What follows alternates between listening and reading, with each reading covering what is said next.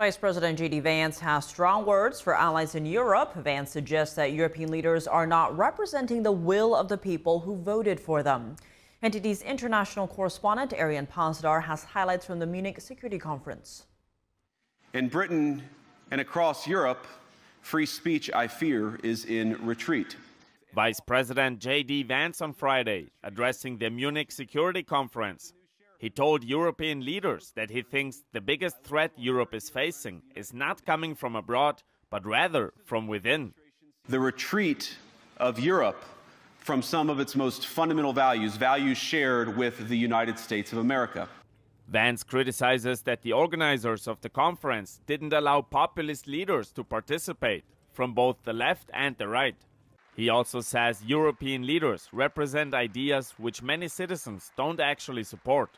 No voter on this continent went to the ballot box to open the floodgates to millions of unvetted immigrants.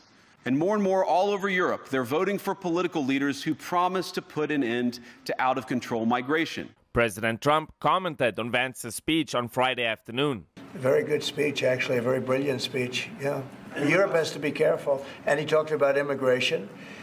And Europe has a big immigration problem. Just take a look at what's happened with crime. After the speech, critics said that Vance was turning away from European allies and that he was downplaying the threat from Russia while focusing on different topics.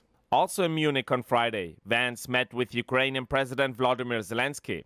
After the meeting, the vice president said the U.S. wants the war to end and the killing to stop.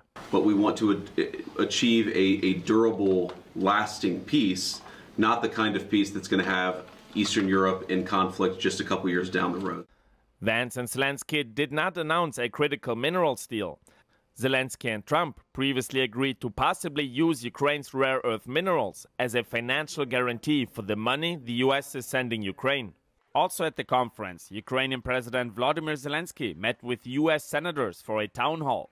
Just on Wednesday, Defense Secretary Pete Hegseth said Ukraine won't be part of NATO.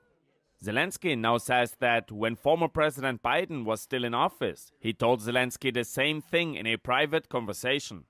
But be very honest, United States, they never saw us in NATO. They just spoke about it.